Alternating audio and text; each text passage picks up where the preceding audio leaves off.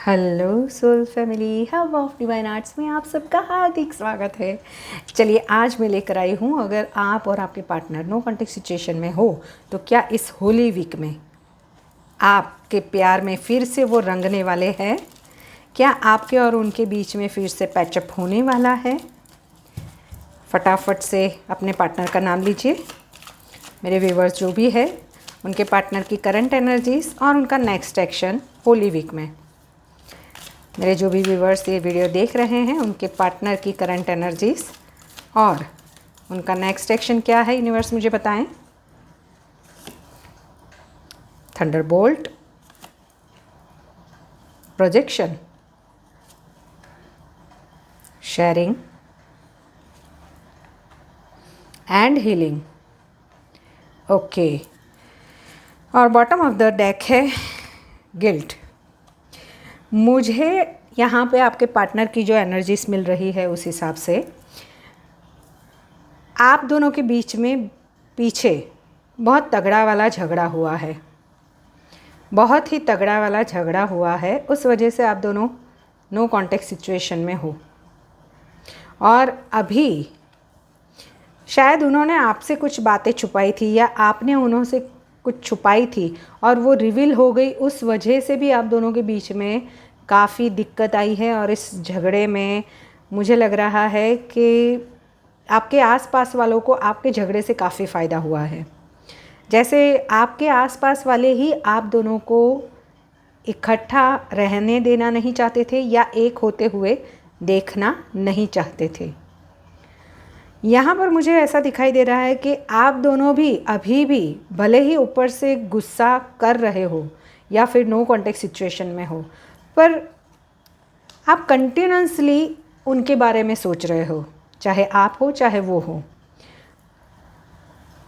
आपकी हीलिंग भी चल रही है, यूनिवर्स द्वारा ही आपकी हीलिंग भी चल रही है और अगर नहीं चल रही है तो आपको अपना हार्ट चक्रा हील करने की बहुत ज़रूरत है। वैसे आपके जो पर्सन है ना, वो आपको मेल फीमेल जो भी है वो आपको बहुत ही लविंग, केयरिंग, नर्चरिंग देखते हैं।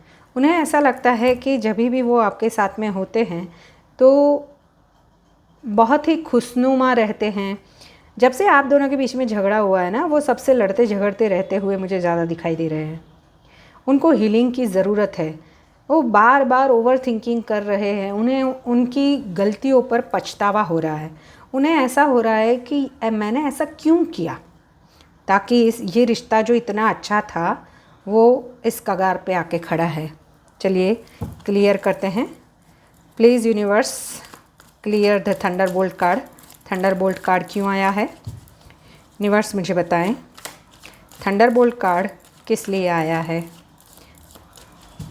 यूनिवर्स मुझे बताएं।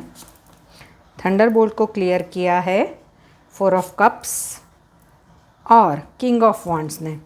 देखिए, आपके रिश्ते में पैशन तो है, पीछे भी बहुत आप दोनों एक दूसरे के लिए जैसे मरे जा रहे थे, यानी कि एक दूसरे के बिना रह ही नहीं पा रहे थे, ऐसे आपके रिश्ते थे। और उसी वजह से अभी क्या हो रहा है कि वो ओवर थिंक कर रहे हैं, वो उसी बातों को सोच रहे हैं कि ऐसा तो क्या हो गया हम दोनों के बीच में कि ये रिश्ता इस हद तक बिगड़ चुका है। मुझे आप है ना, आप लोग थंडरबोल्ट का कार्ड आया और ये हीलिंग का कार्ड आया, तो देखती हूँ मैं आगे कि मुझे आपके है ना सोल जर्नी में हो ऐसे ही कार्ड लग रहे हैं। यूनिवर्स मुझे बताएं प्रोजेक्शन क्यों आया है, प्रोजेक्शन क्यों आया है, यूनिवर्स मुझे बताएं। फिर से 4 ऑफ सॉर्ड्स, ओवर थिंकिंग तो बहुत ही चल रही है। और 7 of wands, bottom of the deck है 5 ऑफ सॉर्ड्स।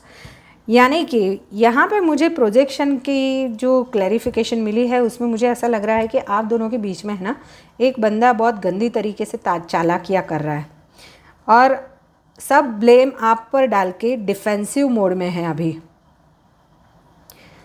उसने अपने फैमिली को आपकी जगह सिलेक्ट किया है। उसने ऐसा सोचा कि ये रिश्ते में मुझे नहीं रहना है, मुझे अपने फैमिली वाले जैसे बोल रहे हैं, शायद एक मैरिड हो एक अनमैरिड हो या फिर दोनों भी अनमैरिड हो, तो आप लोगों के जो पार्टनर है उनके फैमिली वाले आपके रिश्ते के लिए मान नहीं रहे हैं। शायद उनके फादर हो सकते हैं, और उस वजह से उन्होंने डिफेंस तो बहुत करने की कोशिश की कि नहीं मुझे इस रिश्ते में रहना है मुझे, बट मुझे लगता है कि उनके फैमिली के आगे उनकी चली नहीं है। उस वजह से अभी वो आपको किस तरीके से आपके सामने आए और आपको कैसे बोले कि मैं आपको कमिटमेंट नहीं दे सकता, क्योंकि यहाँ पे जो एनर्जीज मिल रही है कि आप उनसे लॉन्ग टर्म कमिटमेंट मांग रहे थे, बट कहीं ना कहीं आपसे चीट किया गया है। पहले आपको बोला गया था कि हाँ हाँ आपको कमिटमेंट देंगे, इस रिश्ते में आगे बढ़ेंगे, पर सडन ऐसा कुछ हुआ, सडन कुछ टावर मोमेंट उनकी लाइफ में आया है। उस वजह से उस बंदे ने सरेंडर कर दिया है अपने फैमिली के आगे। शेयरिंग क्यों आया है? यूनिवर्स मुझे बताएं शेयरिंग क्यों आया है। शेयरिंग को क्लैरिफाई करें, यूनिवर्स शेयरिंग को क्लैरिफाई करें, please clarify sharing. Page of cups, उन्हें अपनी गलतियों का एहसास तो है। देखिए उनको पता है कि इसमें आपकी कोई गलती नहीं है। जब भी ये नो कॉन्टेक्ट सिचुएशन में वो गए हैं, वो आपको ही बहुत याद कर रहे हैं, क्योंकि आपका ऑरा इतना स्ट्रॉन्ग है ना कि उस ऑरा में से वो निकल नहीं पा रहे हैं। वो बार बार आपके साथ में बिताया हुआ वक्त इमेजिन कर रहे हैं कि हम दोनों साथ में थे तभी कैसा था, और उस वजह से उनकी ओवरनाइट बहुत ही स्लीपलेस जा रही है। ओवर थिंकिंग भी चल रही है, रात को उठ उठ के बैठ जाते हैं, सो नहीं पा रहे हैं, सोचते रहते हैं कि मेरे से ये गलती कैसे हो गई। उनकी गलतियों पे उन्हें पछतावा हो रहा है। उन्हें ऐसा लग रहा है कि ऐसी बंदी मेरी लाइफ में आई और मैं मेरे फैमिली की वजह से उस बंदी को मैं अपनी लाइफ में हमेशा के लिए रख नहीं पाया। उसकी वजह से वो अपने आप को अकेला महसूस कर रहे हैं, बहुत ही अकेला महसूस कर रहे हैं। वो ऐसा देख रहे हैं कि जब आप उनकी लाइफ में था तो उनकी लाइफ है ना ब्लॉसम कर रही थी, बहुत फ्लरिश थी, बट अभी उनकी लाइफ में जैसे कुछ रहा ही नहीं हो। बस उठते हैं, खाते हैं, पीते हैं, जॉब नौकरी जो भी करना है, बिज़नेस वगैरह या फिर पढ़ाई जो भी करना है वो करते हैं, और वापस से वही अपनी जो रूटीन लाइफ है उसी में जीते जा रहे हैं वो।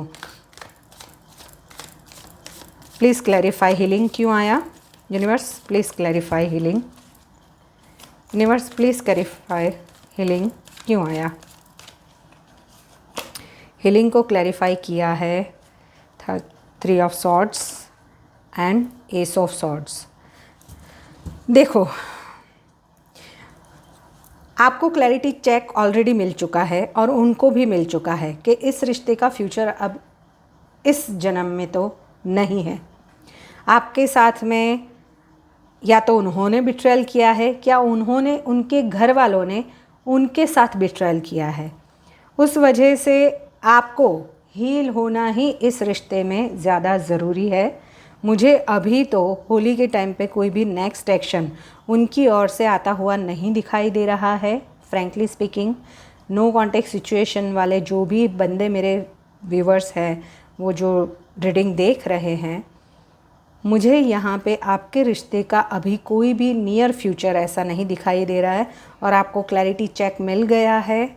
इस रिश्ते से निकल जाओ ऐसा करके, और अपनी लाइफ में फ्रेश स्टार्ट करो, न्यू बिगिनिंग करो, अपनी मन मौजी से आगे बढ़ो, ठीक है? या फिर ये बंदा हील होके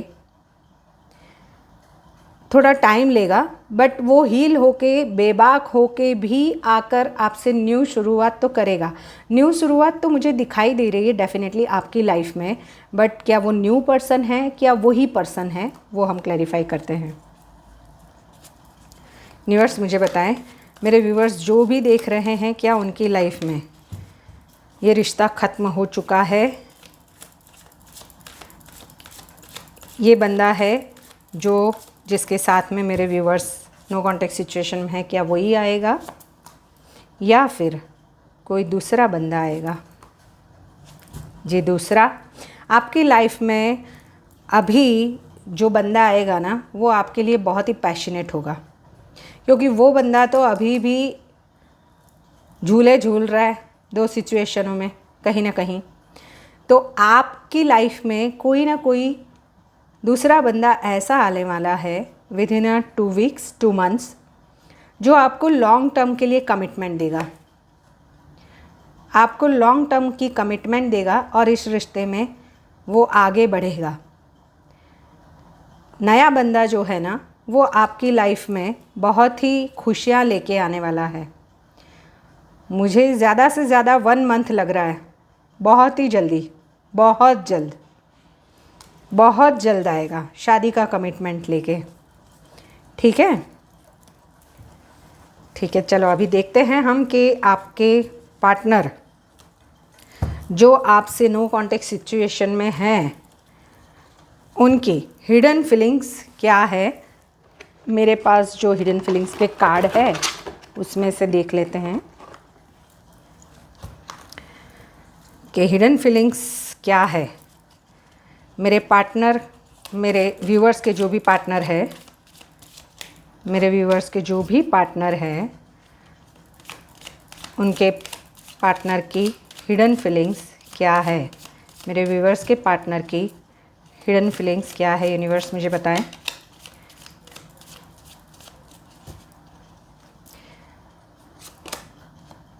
आई still want you to be my love forever. देखिए वो नो कॉन्टेक्ट सिचुएशन में है, फिर भी वो ऐसा मानते हैं, बट कहीं ना कहीं उन्होंने अपने परिवार की वजह से सरेंडर कर दिया है।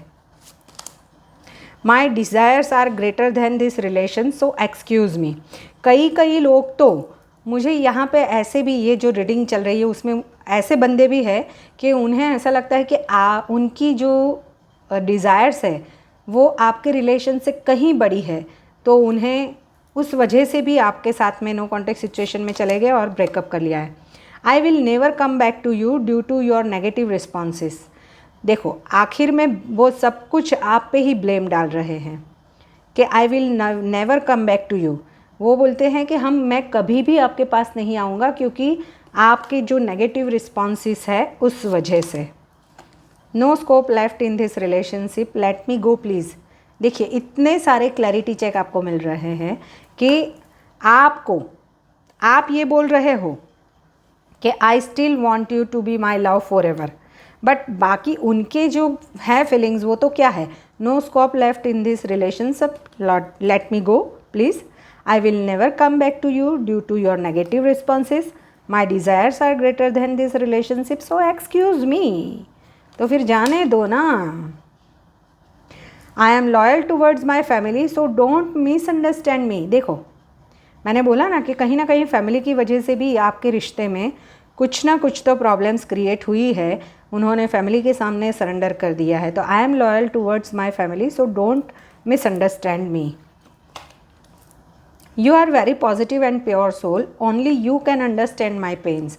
यानी वो ये भी जानते हैं कि आप ही एक पर्सन ऐसे हो जो उनका पेन जो है उसे फील कर सकते हो, उसे समझ सकते हो, बट वो अपनी फैमिली की तरफ से लॉयल है, उस वजह से वो आपको कमिटमेंट नहीं दे रहे हैं और इस रिश्ते में आगे नहीं बढ़ेंगे।